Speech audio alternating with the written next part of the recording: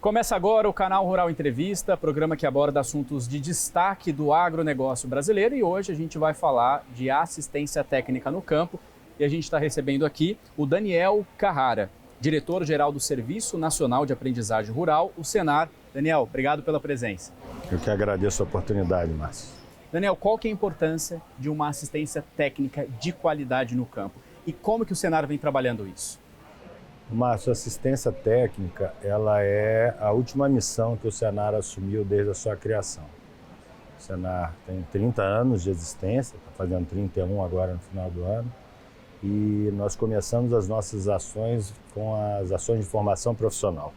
São capacitações operacionais voltadas para a força de trabalho no campo. Uma força de trabalho que nem sempre tem escolaridade, né, que trabalha a céu aberto. Então, uma formação muito voltada para as operações no campo nas 356 ocupações descritas na Classificação Brasileira de Ocupações para o Setor Rural. E passamos 25 anos trabalhando com cursos de 40 horas, 80 horas, formando operadores de máquina, pessoal da área de equinos, retireiro, inseminação artificial, as ações muito voltadas para a prática, para o dia a dia do trabalhador, para que ele tenha segurança e aumente a produtividade do seu trabalho e ajude o produtor rural a ter o que a gente considera mais importante, que é renda. Acho que esse é o grande negócio do produtor rural, que deve encarar a sua propriedade como uma empresa, na nossa ótica privada de trabalhar e de pensar. Depois formamos 1 milhão de pessoas todos os anos. Todos os anos, há mais de 20 anos, 1 milhão de pessoas recebem um certificado do Senar em capacitações dentro de propriedades rurais. Nós temos 5 milhões de escolas. Toda propriedade rural no Brasil é uma escola para o Senar trabalhar. E depois de 20 anos, 25 anos, nós vamos fazer uma avaliação do resultado dessa capacitação. E todas as avaliações de impacto mostravam que a pessoa que participa do treinamento, ela sai de lá com mais conhecimento, mais empregabilidade, mais capacidade de ação, mais sociável, porque você passa ali convivendo, aprendendo coisas novas, coisa que o pessoal do campo nem sempre está disposto a fazer, né? Eu sempre fiz isso desde o meu avô e eu vou continuar fazendo. Então, o nosso trabalho na formação profissional também tem a ver com essa abertura de mente, vamos dizer assim, mas dentro dos nossos estudos nem sempre isso se transformava em ação prática dentro da propriedade rural. Então, o curso de inseminação foi um dos mais dados no Brasil durante todos os tempos, e a inseminação artificial ainda tem um espaço enorme para crescer na 1.200.000 propriedades, por exemplo, de leite no Brasil. Isso fez com que a gente fizesse uma avaliação do porquê que isso acontecia e chegamos à conclusão que a tecnologia, só pela formação profissional rural, não garantia que essa tecnologia fosse a campo. Então fizemos um estudo bem grande. Nesse meio tempo, as Emater tiveram grandes problemas em termos financeiros, cumpriram durante muitos anos e ainda cumprem uma função fundamental de levar conhecimento no campo. É a instituição que, não raro, é a única que chega atrás do morro, a gente fala assim, mas elas têm dificuldades financeiras hoje, a verdade é essa. Não só financeiras, mas estruturantes também. E nós resolvemos pesquisar como é que a assistência técnica, ou transferência de tecnologia funciona no mundo e desenvolvemos durante 4 anos uma metodologia própria que a gente chama de assistência técnica e gerencial. Essa metodologia pressupõe, antes de transferir uma tecnologia, você fazer um estudo, um diagnóstico da propriedade rural com tudo que ela tem lá dentro, seja equipamentos, máquinas, material humano, terra, animais, e fazer um plano de negócios para essa propriedade rural. E aí a gente já se deparou com um grande problema. Nós temos um vazio de conhecimento em gestão no nosso setor rural. A gestão, os nossos cursos de agronomia, por exemplo, representam 80 horas de capacitação para um agrônomo. Então, não raro, nenhum agrônomo sabe fazer gestão que dirá um produtor com baixa escolaridade. É pensar a fazenda como uma empresa? É exatamente isso. Quer dizer, não basta só produzir, né? Tudo no Brasil, tudo se plantando dá. É uma meia-verdade, porque pode dar, mas não dá bem, e pode dar causando prejuízo ao produtor. Então, nós decidimos desenvolver uma metodologia que você transfere a tecnologia fazendo uma avaliação de todos os indicadores que essa tecnologia vai trazer a essa propriedade. E aí a gente muda de foco nessa nova missão, mantemos o foco na pessoa, nas ações de capacitação, mas nas ações de assistência técnica o foco é a propriedade. Então, uma série de ações e implementações são feitas dentro da propriedade. Que indicadores são esses, por exemplo? Nós temos indicadores, 4 tipos de indicadores básicos. Primeiro, produção, produtividade e os indicadores financeiros. Certo. Por quê? Porque nem sempre a melhor, a mais avançada tecnologia é a mais adequada à característica daquela propriedade. Ou porque o produtor não está preparado, ou porque o melhor sistema de irrigação precisa de uma água que naquela região não tem a qualidade necessária. Então, antes de você fazer uma implementação tecnológica, você precisa fazer uma análise do que aquela propriedade tem e saber onde é que você quer chegar com essa propriedade. Então, por exemplo, um exemplo de indicadores são os indicadores de avanço. Então, a propriedade está produzindo 50 litros dia com 10 vacas numa propriedade e eu quero que ela em um ano produza 500 litros dia. Em 2 anos, 1.000 litros dia. Ou seja, toda a nossa implementação ela é marcada por indicadores e metas a serem alcançadas. Então, voltando aos indicadores, produção, produtividade, indicadores financeiros e indicadores de implantação. Então, os nossos técnicos eles são preparados para fazer uma avaliação do T0, vamos dizer assim, que é o estado inicial da propriedade e aonde a gente quer chegar, em pelo menos no período de 2 anos.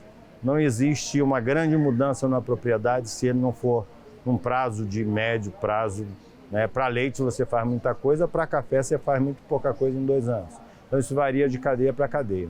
Mas o mais importante é que tudo que for feito naquela propriedade tem a ver com retorno financeiro.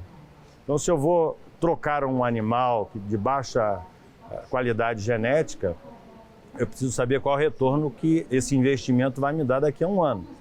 Para eu trocar um animal, uma vaca, por exemplo, de leite, para um animal num valor mais alto, eu preciso ter pastagem de melhor qualidade.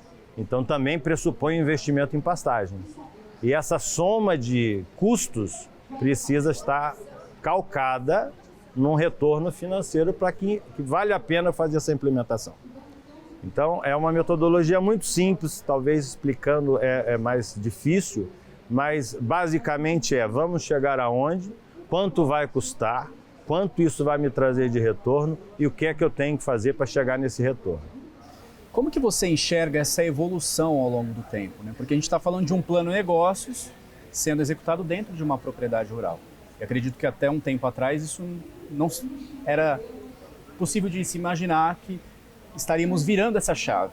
Como que você enxerga essa evolução? Olha, ou nós vamos fazer isso ou a gente vai ter uma distância cada vez maior do agro 0.5 para o agro 5.0.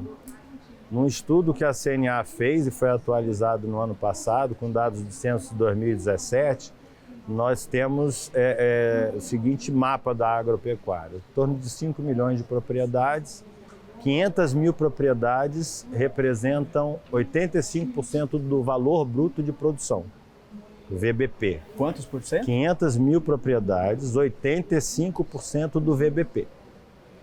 Depois você tem um extrato de 800 mil propriedades, representam 13% do VBP. Então nós estamos falando aqui de 1.300.000 propriedades em 5 milhões de propriedades, representando praticamente todo o PIB da agropecuária brasileira. E temos aí 3 milhões de propriedades que praticamente estão fora desse movimento. Desses 3 milhões, 1,5 milhão são os residentes rurais que não têm intenção de produção. Você tem a agricultura de subsistência de baixíssimo nível. você tem bolsas, né? Bolsa Famílias, bolsas estaduais, aposentados. Então você tira, mas você tem uma camada muito grande ali que precisa entrar no movimento econômico da propriedade rural. A chamada classe média rural, dos 13%, precisam crescer e representar mais do que 13%, porque nós temos 10% das nossas propriedades representando 85% da riqueza do agro. E qual é a diferença das 500 mil para as demais? Tecnologia e gestão. Então, nós estamos nos preparando e já estamos fazendo. Em 8 anos já atendemos 350 mil propriedades. Acreditamos que vamos dobrar esse número nos próximos 3 anos. No princípio, a gente está aprendendo, testando modelos, fazendo as avaliações. Nós precisamos aumentar, ou por que não dizer, criar uma nova classe média rural. Só vamos fazer isso transferindo tecnologia, com as avaliações do que essa transferência de tecnologia vai trazer dentro da propriedade e, em última instância, ao produtor e à sua família. Daniel, a gente vai continuar falando sobre esse assunto, mas depois do intervalo, peço para você aguardar aqui com a gente. Vamos fazer um rápido intervalo agora, mas na sequência, no canal Rural Entrevista, a gente segue conversando com o Daniel Carrara, que é diretor-geral do Serviço Nacional de Aprendizagem Rural, o Senar. Fique com a gente.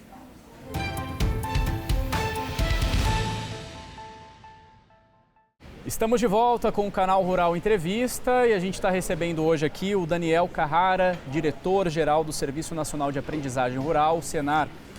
Daniel, nesse segundo bloco, eu gostaria que o senhor falasse sobre sucessão familiar, que é um tema também de extrema relevância e acredito que seja um dos principais desafios hoje da nossa agropecuária.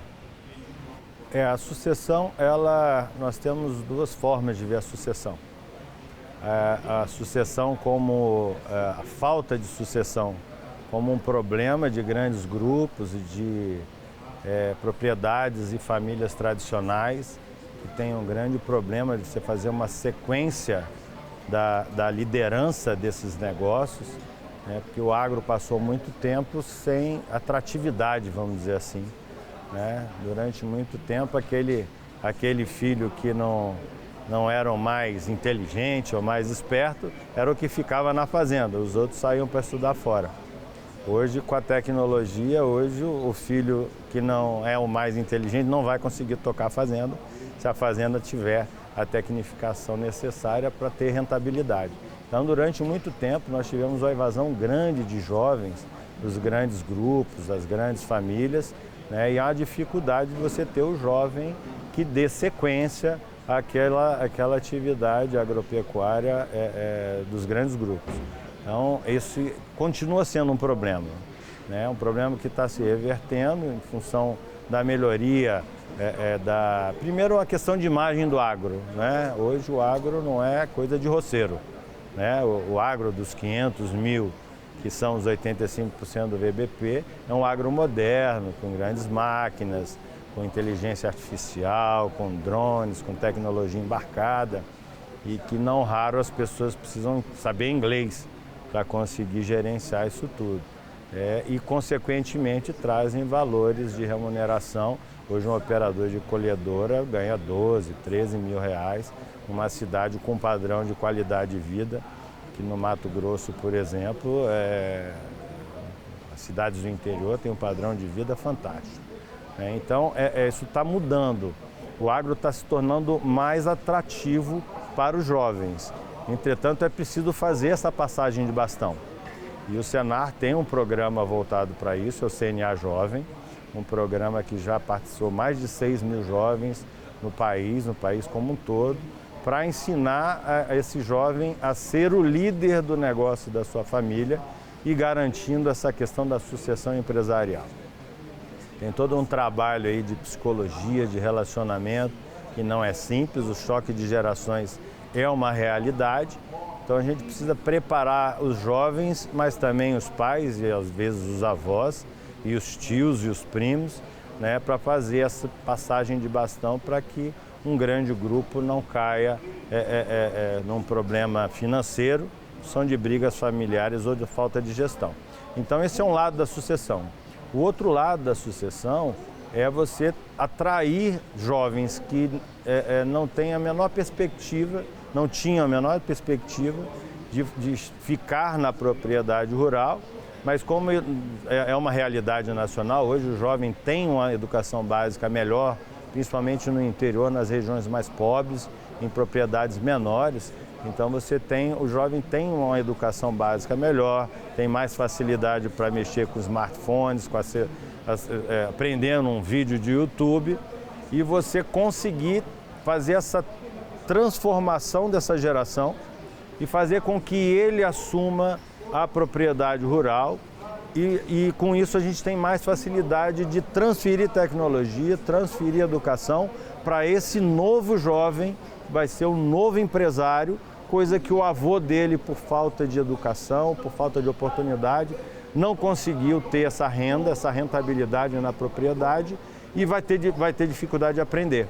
Então, nessa classe, vamos dizer assim, de propriedades com baixa rentabilidade, a sucessão dessas propriedades é a solução para essas propriedades. Você fazer uma mudança de geração, e para isso nós temos várias capacitações, principalmente os nossos cursos de ensino técnico, são todos à distância ou uma modalidade mista. Você tem curso de 80% à distância, 20% prática, 70% à distância, 30% prática, para facilitar com que o jovem de qualquer lugar do Brasil, desde que tenha um smartphone ou algum tipo de conectividade, ele consiga fazer esse treinamento. São cursos técnicos, é a nossa área de missão de ensino formal, 2.300, 2.000 horas, com uma carga de gestão muito pesada, para atrair esse jovem para um agro que às vezes ele não vivenciou, mas ele já viu na televisão, já assistiu o Canal Rural e já viu cases de sucesso, e ele pode se interessar em ou não sair da propriedade rural ou voltar para a propriedade rural, e não é raro isso acontecer hoje, e assumir os negócios da família e aí assim ser um terreno mais fértil para que o Senar possa transferir tecnologia, fazer a capacitação e aí inserir essa propriedade no mercado, inserir ela numa lógica econômica que faça com que o agro continue subindo. E esses cursos estão disponíveis na plataforma digital do Senar? Que cursos são esses? Quais são esses cursos? Tem alguns exemplos para a gente, Daniel? Nós temos uma plataforma muito robusta de capacitação à distância, desde cursos de curta duração, cursos em aplicativos mais simples como o WhatsApp. Temos uma plataforma de vídeo muito pesada no YouTube, que é o Senar Play. Então é uma plataforma que já está disponível em smartphones e qualquer pessoa pode entrar, os cursos são gratuitos. E temos também uma linha de cursos formais. Então nós temos 270 polos espalhados no interior do Brasil e temos 2 entradas por ano.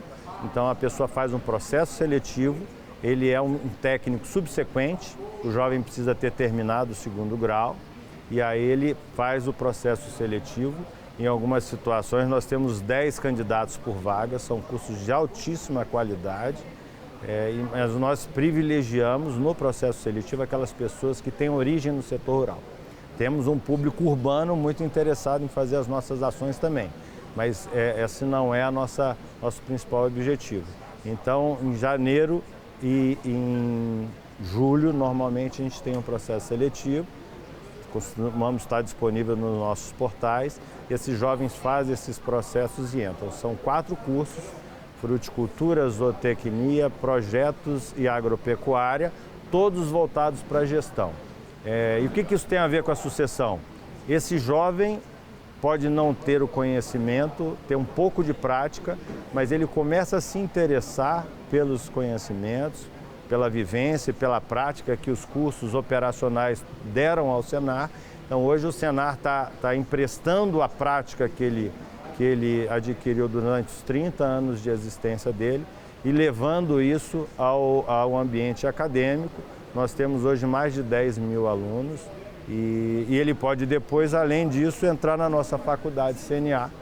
São cursos superiores, tecnólogos também voltados para a gestão, para você fazer esse novo colchão de técnicos e futuros empreendedores para nos ajudar a aumentar a classe média rural. Ou seja, uma trilha do conhecimento, né? Desde Exatamente. esses cursos mais básicos até os mais avançados. Exatamente. A gente está acabando a nossa entrevista, mas rapidamente eu gostaria que o senhor falasse, o senhor citou aqui conectividade, e é um grande desafio que a gente enfrenta hoje em dia, né? É preciso avançar para que a gente consiga levar essas inovações para o campo e para que cheguem em todas as propriedades, pequenas, médias e grandes.